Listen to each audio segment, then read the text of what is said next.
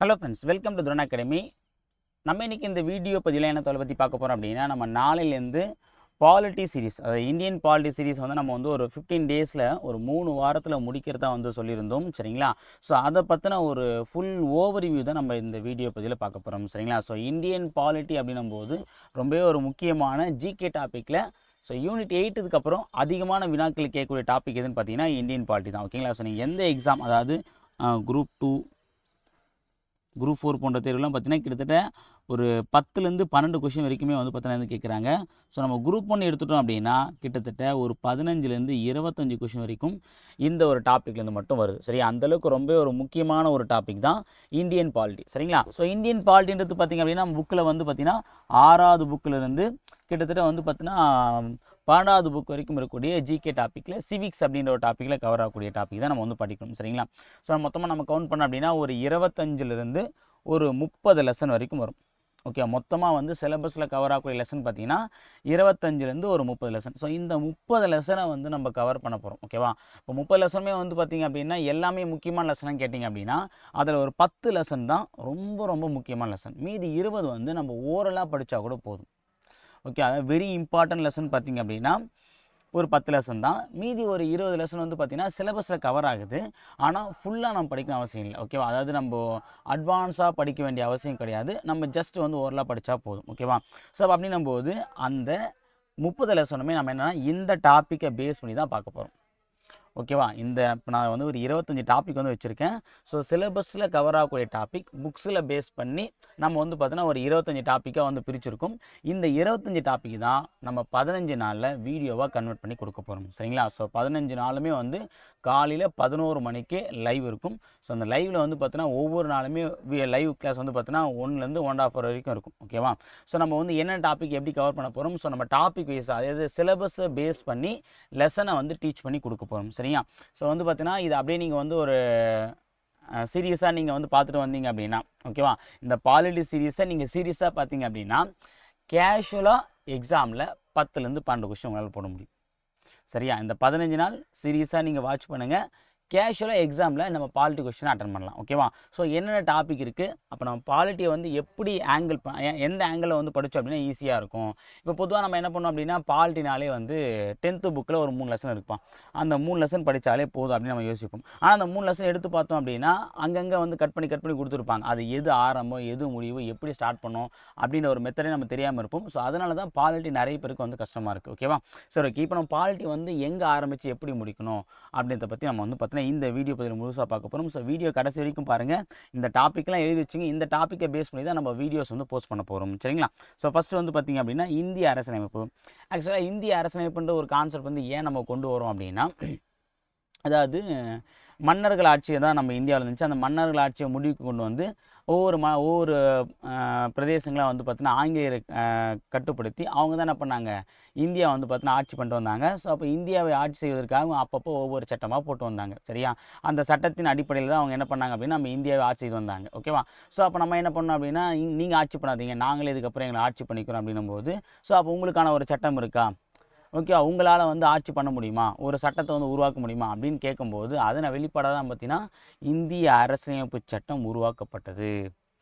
ஓகேவா? இது வந்து ஒவ்வொரு காலத்தில் ஒவ்வொரு மாதிரியான மாற்றங்களை கொண்டு வந்து அதுக்கப்புறம் ஒரு முழுமையான அரசியலமைப்பு சட்டம், இந்தியாவுக்கான முழுமையான விடுதலை 1947 கிடைச்சதுக்கப்புறம் ஒரு ப்ராப்பராக ஒரு குழுவை நிர்ணயம் பண்ணி ஒரு கமிட்டியை போட்டு அந்த கமிட்டி வந்து எப்படி இந்திய அரசியல் சட்டத்தை உருவாக்கலாம்னு சொல்லிட்டு முடிவு பண்ணி அதன் அடிப்படையில் உருவாக்கப்பட்ட இந்திய அரசியலமைப்பு சட்டம் தான் ஜனவரி 26, 1950 முதல் நடைமுறைக்கு வந்து தற்போது வரை நம்ம இந்திய அரசியலமைப்பு சட்டம் தான் இந்தியாவை ஆட்சி செய்து கொண்டிருக்கிறது.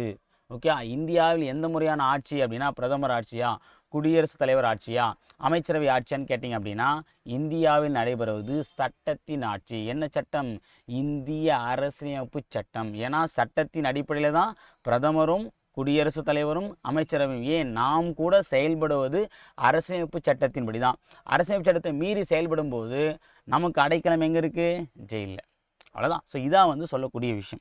ஸோ அப்போ அந்த இந்திய அரசியலமைப்பு சட்டத்தின்படி தான் ஒவ்வொரு இந்திய குடிமகனும் செயல்படணும். ஓகேவா? அதை மீறி செயல்படும் போது நமக்கு தண்டனைகள் வழங்கப்படுகிறது. ஓகேவா? ஸோ அப்போ அந்த சட்டம் எப்படி உருவாச்சு? ஓகே, இது ஆரம்பத்தில் வந்து ஒரே நாளில் வந்து பார்த்தீங்கன்னா காலையில் யோசிச்சு நைட்டு வந்து பார்த்தீங்கன்னா இந்த சட்டத்தை வந்து யாரும் கிரியேட் பண்ணல.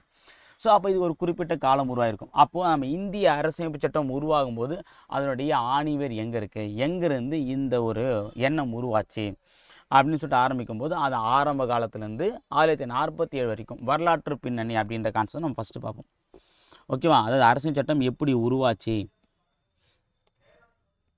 ஓகேங்களா. ஸோ இதுதான் ஃபஸ்ட்டு இந்திய அரசியலமைப்பின் வரலாற்று பின்னணி. இந்த மாதிரி ஒரு சட்டம் உருவாகிறதுக்கு என்னென்ன பாதையெல்லாம் கடந்து வந்திருக்கு, என்னென்ன நிகழ்வுலாம் கடந்து வந்திருக்கு, என்னென்ன மாநாடுலாம் கடந்து வந்திருக்கு, எத்தனை பேர் கூடி இதை உருவாக்குனாங்க, அதை பற்றி பார்க்க வரோம். அடுத்து ரெண்டாவது வந்து பார்த்திங்கன்னா இந்திய அரசியலமைப்பு உருவான விதம். ஓகேவா, ஸோ இந்திய அரசியலமைப்பு உருவான விதம் அப்படின்னும்போது பார்த்திங்க அப்படின்னா 1946 ஒரு முடிவு பண்ணுறாங்க. ஓகேவா, என்ன முடிவு பண்ணுறாங்க அப்படின்னா இந்த மாதிரி வந்து இந்தியாவுக்கு விடுதலை கொடுத்துடலாம். ஏன்னா வந்து தொழிலாளர் கட்சி இங்கிலாந்தில் ஆட்சிக்கு வருது.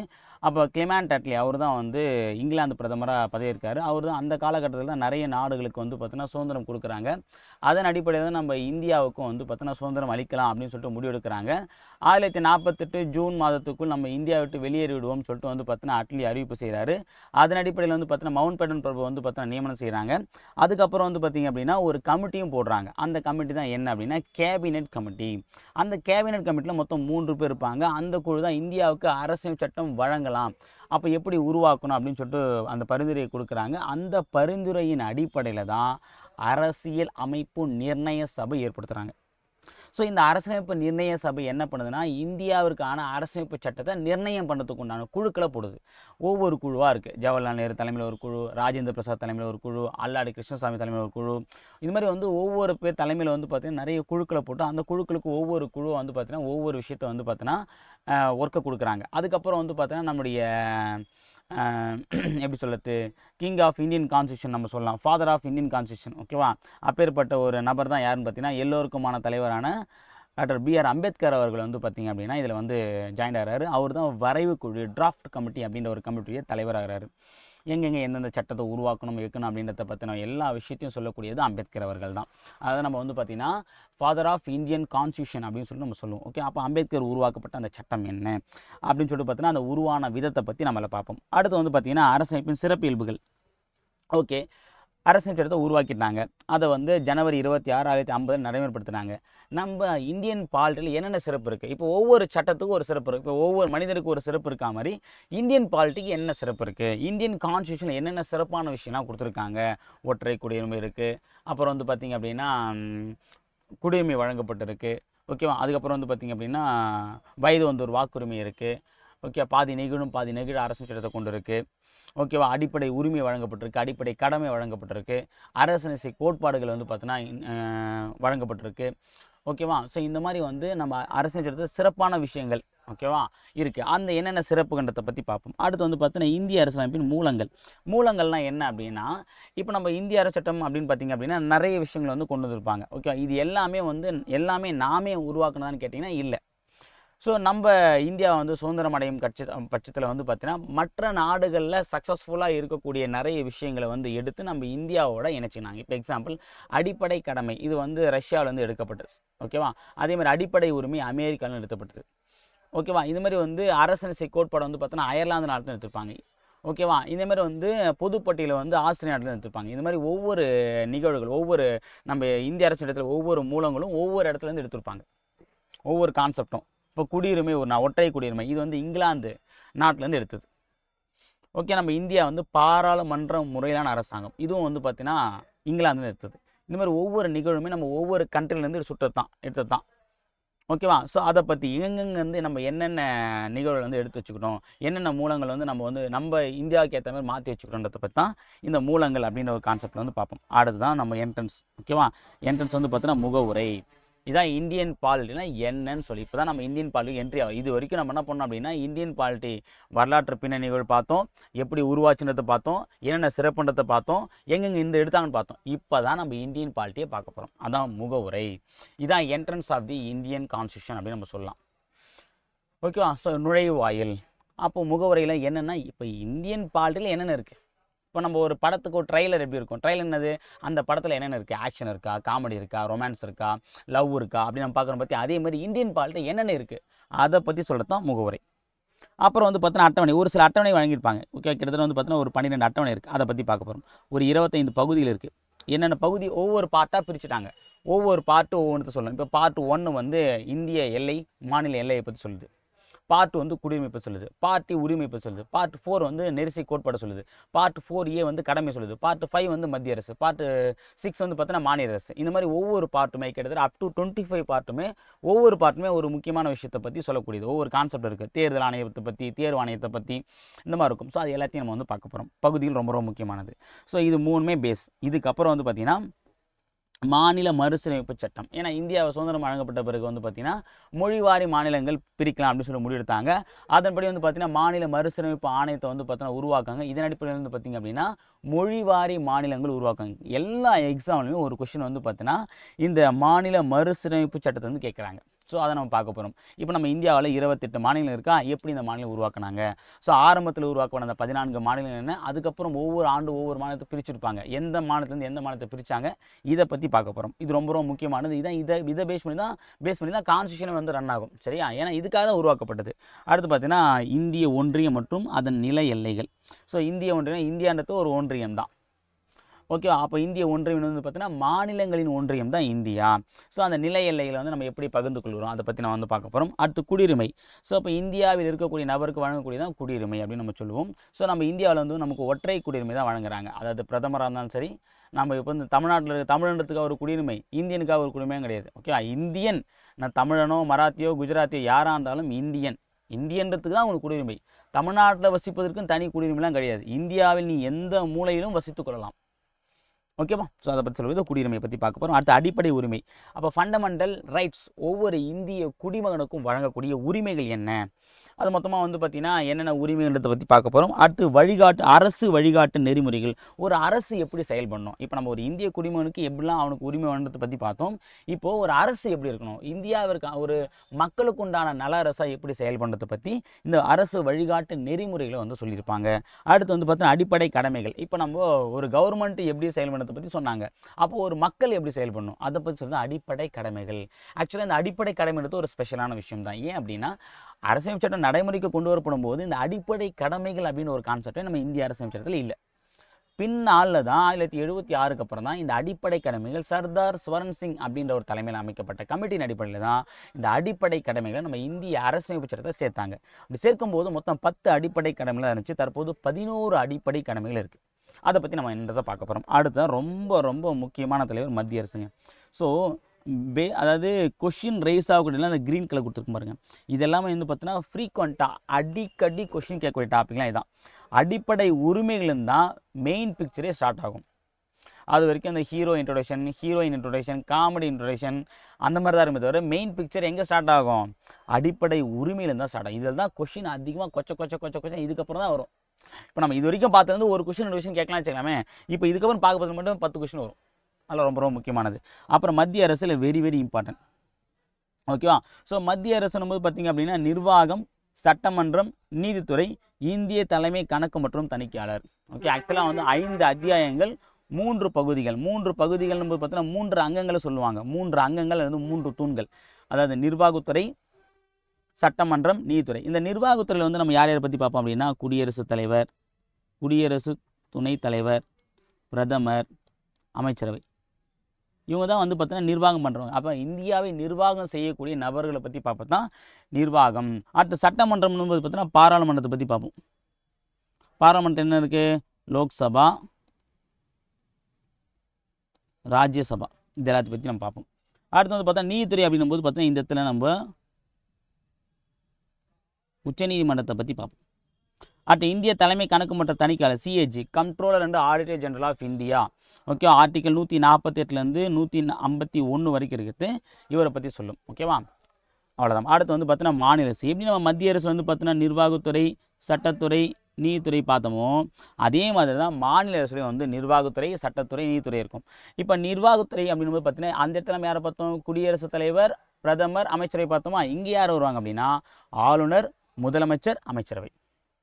அடுத்து வந்து சட்டமன்றம் அப்படின்னும்போது அங்கே நம்ம என்ன பார்த்தோம், பாராளுமன்றம், லோக்சபா, ராஜ்யசபா பார்த்தோமா. இங்கே நம்ம எதை பற்றி பார்ப்போம் அப்படின்னா, அதாவது சட்டப்பேரவை, சட்ட மேலவை. இதில் சட்டப்பேரவை வந்து கீழவைன்னு சொல்லுவாங்க. இப்போ சட்டசபை சொல்லலாம் பார்த்தீங்களா, அது ஒரு சட்ட கீழவை. ஓகேங்களா. அப்புறம் நீதித்துறை அப்படின்னும் போது அங்கே நம்ம உச்ச நீதிமன்றம், சுப்ரீம் கோர்ட் ஆஃப் இந்தியான்னு பார்த்தோமா. இங்கே வந்து பார்த்தீங்கன்னா ஹை கோர்ட், உயர் நீதிமன்றம் அப்படின்னு தான். ஓகே, ஒரு இந்தியாவின் உச்சபட்ச அதிகாரம் பெற்ற நீதித்துறை வந்து பார்த்தீங்கன்னா உச்ச நீதிமன்றம். ஒரு மாநிலத்தின் உச்சபட்ச அதிகாரம் பெற்ற அமைப்பு வந்து பார்த்தீங்கன்னா உயர் நீதிமன்றம். அதை பற்றி பார்ப்போம். ஸோ அப்போ மத்திய அரசு, மாநில அரசு. ஓகேவா, இந்தியா லெவலில் வந்து மத்திய அரசு, மாநில லெவலில் மாநில அரசு. அதே மாதிரி கிராம லெவலில் வந்து பார்த்தீங்கன்னா நடைபெறக்கூடியதான் வந்து பார்த்தீங்கன்னா கிராம பஞ்சாயத்து. ஓகே, இது என்ன சொல்லுவாங்க அப்படின்னா, ஆக்சுவலாக கிராம சபை, கிராமங்களை ஒட்டி இருப்பது கிராம பஞ்சாயத்து, நகரங்களை ஒட்டி செயல்படுவது நகர பஞ்சாயத்து. இப்போ கிராம பஞ்சாயத்து அப்படின்னா ஊராட்சி, ஊராட்சி ஒன்றியம், அப்புறம் வந்து பார்த்தீங்கன்னா மாவட்ட ஊராட்சி அப்படின்ற மாதிரி பார்ப்போம். அதேமாதிரி நகர பஞ்சாயத்துன்னு பார்த்தீங்கன்னா நகராட்சி, பேரூராட்சி, நகராட்சி, மாநகராட்சி. இதை பற்றி நம்ம வந்து பார்ப்போம். இது வந்து உள்ளாட்சி அமைப்புகளை பற்றின வரக்கூடிய விஷயம். ஸோ உள்ளாட்சி அமைப்பில் வந்து கண்டிப்பாக வந்து 1 அல்லது 2 கொஸ்டின் வந்து எக்ஸாமில் கேட்பாங்க. அடுத்து மத்திய மாநில உறவுகள். இப்போ மத்திய மாநில உறவுகளும் வந்து பார்த்திங்கன்னா நிர்வாகம் சார்ந்த உறவு, சட்டம் சார்ந்த உறவு, நிதி சார்ந்த உறவு. நீதி சார்ந்த உறவு, ஏன்னா நீதி நம்ம பார்த்திங்கன்னா மத்திய அரசும் மாநில அரசும் நீதி வந்து 2 பேருமே ஒன்று தான். ஒருங்கிணைந்த நீதித்துறை தான் நம்ம இந்திய அரசாங்கம் கொண்டு இருக்குது. அப்போ உறவுகளில் வந்து பார்த்திங்கன்னா சட்டம் சார்ந்த உறவுகள், நிர்வாகம் சார்ந்த உறவுகள், நீதி சார்ந்த உறவுகள். இதில் சட்டம், நிர்வாகம் இது 2 பற்றி பார்ப்போம். நீதி வந்து எங்கே போயிடும் அப்படின்னா எக்கனாமிக்ஸில் போயிடும். இப்போ ஜிஎஸ்டி, ஓகே, அப்போ நேர்முகவரி, மறைமுகவரி, இது எல்லாமே வந்து பார்த்திங்கன்னா நமக்கு எக்கனாமிக்ஸில் போயிடும். இதில் வந்து நம்ம வந்து சட்டம் சார்ந்த உறவுகள், நிர்வாகம் சார்ந்த உறவுகள், இது 2 பற்றி நம்ம பார்ப்போம்.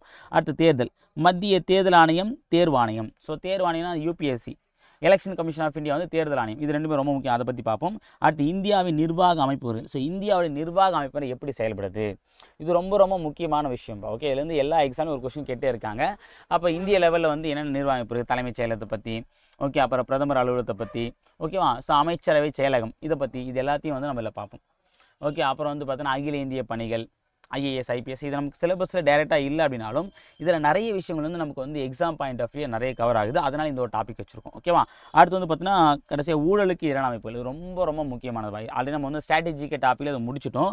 இருந்தாலும் வந்து பார்த்தீங்கன்னா இப்போ ஓவராலாக லைவ் கிளாஸ் எடுக்கும்போது நான் அதை பற்றி ஒரு ஓவராலாக சொல்லுவேன். ஓகேவா. அதில் வந்து பார்த்தீங்கன்னா லோக்பால், லோக் ஆயுக்தா, லோக் அதாலத், மத்திய ஊழல் கண்காணிப்பு ஆணையம், மத்திய புலனாய்வுத்துறை, தகவல் அறியும் உரிமை சட்டம், மத்திய மற்றும் மாநில தகவல் ஆணையம். ஓகேவா. இந்த 7 டாபிக் வந்து பார்த்தீங்கன்னா ஊழலுக்கு எதிரான அமைப்புகள். இதுலேருந்து கண்டிப்பாக 1 or 2 கொஸ்டின் வந்து எக்ஸாம் வந்து கேட்பாங்க. அடுத்து பார்த்தீங்கன்னா பெண்களுக்கு அதிகாரம் அளித்தல், விமன் எம்பவர்மெண்ட் அப்படின்னு சொல்லுவாங்க. பெண்கள், ஓகே, பெண்களை முன்னேற்றத்திற்கு உண்டான திட்டங்கள். அது வந்து பார்த்தீங்கன்னா சுகாதாரம் சார்ந்த திட்டங்கள், அப்புறம் மருத்துவம் சார்ந்த திட்டங்கள், அப்புறம் வந்து பார்த்தீங்கன்னா தொழில் சார்ந்த திட்டங்கள், தொழில் முனைவோருக்கான திட்டங்கள். ஓகேவா. அப்புறம் வந்து இந்த மாதிரி வந்து அவங்க வந்து எல்லா ரூபத்திலையும் பெண்களுக்கு அதிகாரம் வழங்குவதற்காக இந்திய அரசும் மாநில அரசும் என்னென்ன சட்டங்கள்லாம் கொண்டு வந்திருக்கு. அப்புறம் வந்து சாதனை படைத்த பெண்கள், இந்திய அளவில் யாரெல்லாம் சாதனை படிச்சிருக்காங்க, தமிழர்களெல்லாம் யாரும் சாதனை படிச்சிருக்காங்க, அதை பற்றி பார்ப்போம். அடுத்து வந்து பார்த்திங்க அப்படின்னா மனித உரிமை ஆணையம் மற்றும் நுகர்வோர் பாதுகாப்பு, ரொம்ப ரொம்ப முக்கியமானது. ஸோ குரூப் 4 லெவலில் வந்து பார்த்திங்கன்னா மனித உரிமை ஆணையம் அல்லது நுகர்வோர் பாதுகாப்பு ஆணையம், இதுலேருந்து கண்டிப்பாக ஒரு கொஸ்டின் கேட்டுருவாங்க. ஓகே, மனித உரிமைகள் அப்படின்னும்போது பார்த்தீங்கன்னா மனித உரிமைகள்ன்றது கான்செப்ட் வந்து 1948 டிசம்பர் 10 வந்து அகில இந்திய உலக அளவில் வந்து பார்த்திங்கன்னா என்ன பண்ணாங்க, ஒரு சர்வதேச மனித உரிமைகள் ஆணையச்சட்டம் வந்து கொண்டு வந்தாங்க. அதன் அடிப்படையில் வந்து பார்த்தோன்னா ஒவ்வொரு நாட்டிலையுமே மனித உரிமைகள் ஆணையம் செயல்படுது. நம்ம இந்தியாவிலையும் மனித உரிமை ஆணையம் செயல்பட்டு வருது. அதை பற்றி பார்ப்போம். நுகர்வோர் அப்படின்னா நாம் எல்லாருமே ஒரு நுகர்வோர் தான். ஓகே, அப்போ நுகர்வோருக்கு என்னென்ன உரிமையெல்லாம் வழங்கப்பட்டிருக்கு அதை பற்றி நம்ம வந்து பார்ப்போம். அடுத்து வந்து அரசமைப்பு சார்ந்த மற்றும் சாராத அமைப்புகள். இப்போ எக்ஸாம்பிள் நம்ம தேர்தல் ஆணையம், தேர்வாணையம், ஓகேவா, அப்புறம் வந்து பார்த்தீங்கன்னா தகவல் உரிமை, இது எல்லாமே வந்து தேர்தல் ஆணையம், தேர்வாணையம், இதெல்லாம் அரசமைப்பு சார்ந்த அமைப்புகள். இப்போ அரசமைப்பு சாராத அமைப்புகளும் ஒரு சிலது இருக்கும். நிதி ஆயோக், திட்டக்குழு, தேசிய வளர்ச்சிக்குழு, ஓகேவா, அப்புறம் வந்து பார்த்தீங்கன்னா தகவல் உரிமை சட்டம், இது எல்லாமே அரசமைப்பு சாராத அமைப்பு. அதை பற்றி நம்ம பார்ப்போம். அடுத்து வந்து பார்த்திங்க அப்படின்னா மக்களாட்சி மற்றும் அரசியல். மக்களாட்சி இப்போ இந்தியாவில் நடைபெறுவது வந்து பார்த்தீங்கன்னா மக்களாட்சி தான். மக்களுக்காக மக்களே நடத்தும் ஆட்சி தான் மக்களாட்சி. ஓகேவா. ஸோ அப்போ மக்களாட்சின்னும் போது பார்த்தீங்கன்னா அங்கத்தில் அரசியல் கட்சி ரொம்ப வரும். ஏன்னா மக்களாட்சின்னும் போது மக்கள் யாரை தேர்ந்தெடுப்பாங்க, அரசியல்வாதிகளை தேர்ந்தெடுப்பாங்க. அப்போ ஒவ்வொரு அரசியல்வாதியும் ஒரு கட்சி சார்ந்த நபராக தான் இருப்பாங்க. அப்போ அந்த அரசியல் கட்சியை பற்றி பார்க்க போகிறோம். அப்போ அரசியல் கட்சி போது பார்த்தீங்கன்னா ஒரு கட்சி முறை, இரு கட்சி முறை, பல கட்சி முறைன்னு சொல்லிட்டு நிறைய இருக்குது. இப்போ ஒரு கட்சி முறைக்கு வந்து எக்ஸாம்பிள் வந்து பார்த்திங்கன்னா நம்ம ரஷ்யா நாடு சொல்லலாம், அப்புறம் வந்து பார்த்திங்கன்னா சீனாவை சொல்லலாம். இப்போ இரு கட்சிக்கு வந்து பார்த்திங்க அப்படின்னா அமெரிக்கா, இங்கிலாந்து, பல கட்சிக்கு வந்து பார்த்திங்கன்னா நம்ம இந்தியா, ஃப்ரான்ஸ் போனோம்னா பல கட்சி ஆட்சி முறை இருக்குது. நிறைய கட்சி கொச்சன்னு. ஓகே, ஸோ அப்போ அந்த கட்சி முறைகளை பற்றி பார்க்க போகிறோம். அது ரொம்ப ரொம்ப முக்கியமானது. ஏன்னா அரசியல் கட்சியில் வந்து கொஸ்டின் வந்து கேட்குறாங்க. ஓகே, அடுத்து கடைசியாக வந்து பார்த்தீங்கன்னா அரசியமைப்பு சட்ட திருத்தங்கள். இது வரைக்கும் என்னென்ன சட்ட திருத்தம் கொண்டு வந்திருக்காங்க? கிட்டத்தட்ட வந்து பார்த்தீங்கன்னா ஒரு 30லேருந்து ஒரு 40 சட்டத்திட்டங்கள் அவ்வளோதான். கிட்டத்தட்ட 110க்கும் மேற்பட்ட சட்டத்திட்டம் போயிடுச்சு. ஆனால் நமக்கு வந்து எக்ஸாம் பாயிண்ட் ஆஃப் வியூவில் ஒரு 30லேருந்து 40 சட்ட திருத்தங்கள் மட்டும் நம்ம எக்ஸ்பிளைன் பண்ணி பார்த்தா போதும். அதை நீங்கள் கரெக்டாக பார்த்தாலே போதுமானது. அதுதான் எக்ஸாமில் வந்து கேட்பாங்க. ஓகேவா? ஃப்ரீக்வெண்ட்டாக எக்ஸாமில் கேட்கக்கூடிய டாபிக் மட்டும் நம்ம தனியாக எடுத்து வச்சுருக்கோம். ஓகேங்களா? ஓகேப்பா. ஸோ இந்த வீடியோ பதில் வந்து பார்த்தீங்கன்னா கிட்டத்தட்ட ஒரு 25 டாபிக்ப்பா. ஓகேனாது 25 டாபிக் வந்து நம்ம பார்த்துருக்கோம். இது என்னென்னு பார்த்தீங்கன்னா நமக்கு சிலபஸில் கவர் ஆகக்கூடிய டாபிக் தான். சிலபஸ் டாப்பிக்கை பேஸ் பண்ணி ஒரு 25 டாப்பிக்கை நம்ம ஸ்ப்ளிட் பண்ணியிருக்கோம். இதை தான் நம்ம வந்து பார்த்தோன்னா 15 டேஸ் என்ன பண்ண போகிறோம்? கம்ப்ளீட் பண்ணி கொடுக்க போகிறோம். சரியா? ஸோ 15 டேஸில் பண்ணணும் அப்படின்ற ஒரு ஐடியா தான். ஒரு வாரத்தில் 5 நாள் அப்படின்ற மாதிரி நான் பண்ண போகிறோம். நாளைக்கு காலையில் 11 மணிக்கு இந்த லைவ் கிளாஸ் வந்து ஸ்டார்ட் ஆகுது. சரி, அதுக்கு நான் பிளேலிஸ்ட்டை வந்து நான் கிரியேட் பண்ணி கொடுத்துருக்கேன். அதில் வந்து நம்ம வந்து பாலிட்டி பேஸ் பண்ணி போடக்கூடிய எல்லா வீடியோஸுமே அதில் வந்து நான் ஸ்டோர் பண்ணி கொடுக்குறேன். அதை பார்த்து ஃபாலோ பண்ணிக்கோங்க. ஓகேவா? ஸோ நம்ம பாலிட்டி சீரீஸை ரொம்ப குவாலிட்டியாக நாளையிலேருந்து நம்ம ஸ்டார்ட் பண்ண போகிறோம். ஸோ நீங்கள் இந்த நாளைக்கு வந்து ஸ்டார்ட் பண்ணக்கூடிய பாலிட்டியில் எல்லாருமே வருவீங்க. அது தப்பே கிடையாது. ஓகேவா? இன்றைக்கி ஒரு சேலஞ்ச் எடுத்துக்கலாம். ஓகேவா? ஸோ நம்ம வந்து நாளைக்கு வந்து இந்த பாலிட்டி கிளாஸை ஸ்டார்ட் பண்ணுறோம். ஓகேவா? நாளிலிருந்து அந்த 15வது நாள் முடிகிற வரைக்கும் யாரெல்லாம் ஒரு நாள் கூட விடாமல் ஃபாலோ பண்ணின்னு பார்க்கலாம். ஓகேவா? சேலஞ்ச் பண்ணுறேன். நீங்கள் ஒரு நாள் கூட விடாமல் நீங்கள் ஃபாலோ பண்ணி நான் கொடுத்த நோட்ஸை கொடுத்த முறையில் படித்து நீங்கள் புரிஞ்சு எக்ஸாம் அட்டன் பண்ணும்போது உங்களால் பாலிட்டியில் கேட்கக்கூடிய 90% ஆஃப் கொஷனுக்கு ஆன்சர் பண்ண முடியும். எவ்வளோ? 90% ஆஃப் கொஷனுக்கு ஆன்சர் பண்ண முடியும். ஓகேவா? இந்த சேலஞ்சுக்கு நான் தயார். யாரெல்லாம் தயார்ன்றதை கீழே கமெண்ட் பண்ணுங்கள். ஓகேவா? கமெண்ட் பண்ணுறது முக்கியம் இல்லை. கமெண்ட் எல்லாராலையுமே பண்ண முடியும். ஓகேவா? இப்போ சவால் நான் கூட விட்டு என்னால் விட உங்களாலையும் விட முடியும். அது பிரச்சனை இல்லை. ஆனால் அதை நம்ம 2 பேரும் காப்பாற்றணுமானது தான் பொறுத்து இருக்குது. ஓகேவா? ஸோ அப்போ அப்படின்னும்போது காப்பாற்றணுன்ற முயற்சியை நான் எடுத்திருக்கேன். உங்களாலையும் முடியும் அப்படின்னா கண்டிப்பாக நீங்களும் முயற்சி மேற்கொள்ளுங்க. இன்றைக்கி நீங்கள் கமெண்ட் போடுறது முக்கியம் இல்லை. அந்த 15வது நாள் வீடியோ முடிஞ்ச உடனே யாரெல்லாம் அன்றைக்கி வரீங்கன்னு பார்க்கலாம். ஆனால் அன்றைக்கி கடைசி நாள் வரைக்கும் யாரெல்லாம் வரீங்களோ கண்டிப்பாக சொல்கிறேன் பாலிட்டியில் வந்து உங்களுக்கு பவர்ஃபுல்லாக முடிச்சு கொடுக்கும். ஓகேவா? நம்ம குரூப் 1 லெவலுக்கு நடத்த போகிறோம். ஆனால் குரூப் 1னா அது ரொம்ப அதிகமாக இருக்கும். ஆனால் குரூப் 1க்கு கூட நீங்கள் இதை படிச்சுட்டு போனால் கூட கணிசமான கொஷின் உங்களால் அட்டன் பண்ண முடியும். இப்போ ஒரு 25 கொஷின் கேட்குறாங்களா, 15 கொஷின் நீங்கள் சாலிடாக வந்து குரூப் 1 எக்ஸாமில் இப்போ நம்ம நடத்தக்கூடிய டாப்பிக்கை நீங்கள் நல்ல தரவை படித்தாலே அட்டன் பண்ண முடியும். அந்த மாதிரி தான் நம்ம நடத்த போகிறோம். சரிங்களா? ஸோ டிஜிட்டல் போர்டில் தான் நம்ம வந்து பார்த்தா நடத்த போகிறோம். கரெக்டாக ஃபாலோ பண்ணுங்கள். அடுத்த 15 நாள் நம்ம கையில் இருக்குது பாலிட்டி. ஓகேங்களா? சரி ஓகே ஃப்ரெண்ட்ஸ், நான் இந்த சொன்ன தலைப்புகள்லாம் வந்து பார்த்தீங்கன்னா நீங்கள் ஒரு நோட்டு வாங்கிட்டு அதில் எழுதி வச்சிடலாலும் கரெக்டு தான். இல்லை வந்து ரஃப் நோட் வச்சிங்கன்னா அதில் இந்த டாப்பிக்கை குறித்து வச்சதும் கரெக்டு தான். இந்த டாப்பிக்கை பேஸ் பண்ணி தான் நம்ம வந்து டீச் பண்ண போகிறோம். ரொம்பவே ஒரு முக்கியமான ஒரு டாபிக் தான். சரிங்களா? ஓகே ஃப்ரெண்ட்ஸ், இது எல்லாமே வந்து நம்ம சிலபஸை பேஸ் பண்ணி தான் நடத்துகிறோம். ஓகே, சிலபஸை பேஸ் பண்ணி தான் உங்களுக்கு வந்து பார்த்தீங்கன்னா இந்த 25 டாப்பிக்கை வந்து நான் வந்து எலாபரேட் பண்ணி கொடுத்துருக்கேன். ஓகேவா? இதை முடித்தாலே நீங்கள் வந்து பாலிட்டியில் 100% சிலபஸை கவர் பண்ண ஒரு ஃபீல் தான். இதனால சின்ன சின்ன ஒரு சில லெசன்லாம் இருக்கும். சமத்துவம் பெறுதல், சமய சார்பு, சின்ன சின்ன 6th 7th புக்கெலாம் ஒரு சில சின்ன சின்ன லெசன்லாம் இருக்கும். ஓகே, அதெல்லாம் நம்ம கடைசியாக கூட ஒரு நாள் லைவில் வந்து மொத்தமாக கலந்து ஒரு லைவ் வச்சிடலாம். ஓகேவா? ஸோ ஆக மொத்தம் இந்த 15 நாளில் முடிக்க போகிறோம். ஸோ முடிஞ்சதுக்கப்புறம் நம்ம பாலிட்டியில் பார்த்தீங்கன்னா ஒவ்வொரு வாரம் என்ன டாபிக் முடிக்கிறோமோ அதுலேருந்து நம்ம வந்து டெஸ்ட் கூட வச்சுக்கலாம். ஓகேவா? ஸோ நீங்கள் எப்படி அதை ஃபாலோ பண்ண போகிறீங்கிறத பொறுத்து தான் இந்த பாலிட்டி சீரிஸ் வந்து பார்த்தீங்கன்னா சக்ஸஸ் ஆக பொறுத்து இருக்குது. ஓகேவா? நான் சக்ஸஸாக கொண்டு போக போகிறோம். யாரெல்லாம் என் கூட சேர்ந்து சக்ஸஸாக முடிக்கிறீங்கிறத பற்றி பார்க்கலாம். சரிங்களா? சரி ஃப்ரெண்ட்ஸ், இந்த வீடியோ பதிவில் இந்தியன் பாலிட்டி பற்றின ஒரு ஃபுல் ஓவரியை நம்ம வந்து பார்த்துட்டோம். சரியா? இன்றைக்கி ஈவினிங் வந்து பார்த்தீங்கன்னா இன்னொரு வீடியோ நான் போஸ்ட் பண்ணுறேன். அதாவது கடந்த குரூப் 4 குரூப் 2 தேர்வில் பாலிட்டி சம்மந்தமாக எப்படிலாம் கொஷின் கேட்டிருக்காங்கன்ற மெத்தட் நான் வந்து கொடுக்குறேன். அதை கரெக்டாக ஃபாலோ பண்ணி பார்த்துக்கோங்க. ஓகேங்களா? சரி ஓகே ஃப்ரெண்ட்ஸ், இந்த வீடியோ பதிவு நிறைவு செஞ்சுக்கலாம். அடுத்த வீடியோ பதிவில் வேறொரு முக்கிய தகவலை நான் சந்திக்கிறேன். அதுவரை உங்களிடமிருந்து விடைபெறுவது அருள் சுந்தரன் அகாடமி. தேங்க்யூ. அதே மாதிரி நம்ம டெலிகிராம் சேனலில் ஆட் ஆகணும்னு ஆசைப்பட்டீங்கன்னா அதுக்கான லிங்க் நான் டிஸ்கிரிப்ஷன் கொடுக்குறேன். அதில் போய் நீங்கள் ஆட் ஆகிக்கலாம். சரிங்களா? தேங்க்யூ.